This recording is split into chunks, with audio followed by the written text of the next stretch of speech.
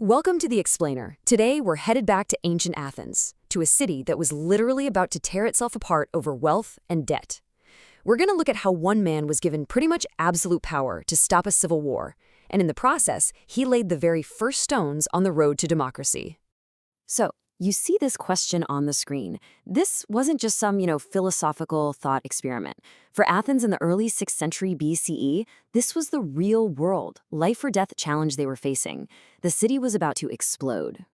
To really get why one man's actions were so radical, we first have to understand the mess he inherited. So let's take a look at just how broken Athenian society had become. Okay, so imagine a city where the whole system is rigged. The government?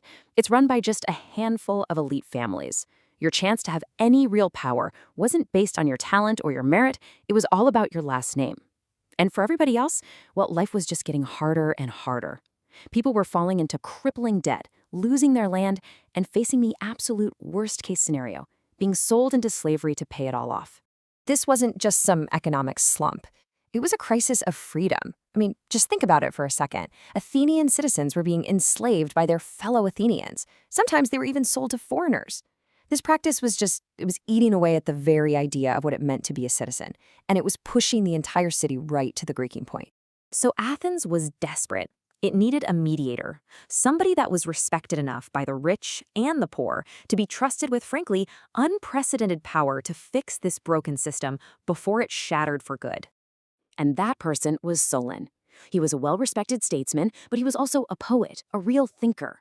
Around the year 594 BCE, they made him the head official, the archon, and basically handed him the keys to the city. Their mandate was simple: rewrite the rules and save Athens from itself.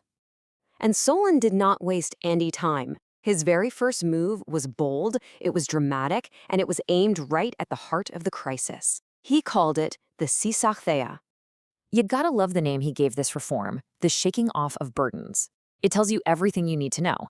This wasn't just some minor legal tweak. It was meant to feel like this massive, profound liberation for all the suffering citizens of Athens. So what did this shaking off actually do? Well, first, he hit a giant reset button. All debts, public, private, didn't matter, were just canceled, gone.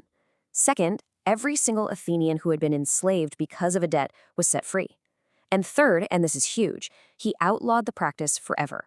He made it illegal to use a person's body as collateral. This was like emergency surgery for the city, and honestly, it worked. It pulled Athens back from the brink. But Solon knew that just, patching up the wound wasn't enough. To stop this crisis from ever happening again, he had to completely redesign the political machine that allowed that kind of inequality to grow in the first place. And right here, this is the core of his political reform. He totally changed where power came from in Athens. Before Solon, it was all about your family tree, your birthright. After Solon, it was about your wealth. Now, that might not sound perfect to us, but this was a seismic shift. It completely broke the stranglehold the old aristocratic families had on everything. So how did he do it?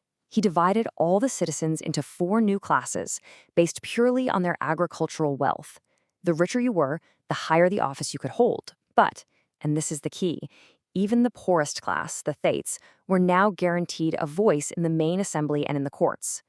It wasn't full equality, not by a long shot, but it created this new system where wealth, not just birth, gave you power. For the first time, a successful merchant who didn't have the right last name could actually help govern Athens. He also created some new government machinery, like a Council of 400, to make politics a bit more organized. And crucially, he reformed the law itself. He made it so any citizen could seek justice on behalf of someone who'd been wronged. This made justice a public concern, not just a private privilege for the elites. That was a huge step. All right, so with all these changes, you'd think Athens turned into a full-blown democracy overnight, right? Nope, absolutely not. And to really understand his true legacy, we have to be super clear about what he did and what he did not do. Solon was a brilliant reformer, but he was no revolutionary. He intentionally walked a middle path. He didn't seize land from the rich and give it to the poor, and he left a system where, let's be honest, the wealthy still had most of the power. His goal was balance, not a total revolution. This timeline here really puts it all into perspective. Solon's work in 594 BCE was an absolutely critical first step, but it wasn't the last one. The road to democracy was not smooth. It even took a detour through a period of tyranny. It would take another reformer, a guy named Cleisthenes, nearly a century later to create the system that we now recognize as real Athenian democracy. 86 years. Let that sink in for a moment. That's how long it took to get from Solon's foundation to the next major phase of democracy. It's just a powerful reminder that real, lasting political change is rarely a single event. It's a slow, it's a messy, and it's often a generational process. So what's the big picture on Solon? Well, think of him as the surgeon who saved the patient. He ended the most poisonous problem, that debt slavery, and he changed the entire political game from being about your family to being about your wealth. And maybe most importantly, he didn't build the final house of democracy, but man, he poured one heck of a solid foundation that everything else was later built upon. Solon's careful balancing act, relieving the worst of the suffering without creating total chaos, it leaves us with a question that echoes through history and is still incredibly relevant today. What's the better path to change? Careful, step-by-step reform, or a complete, sudden revolution?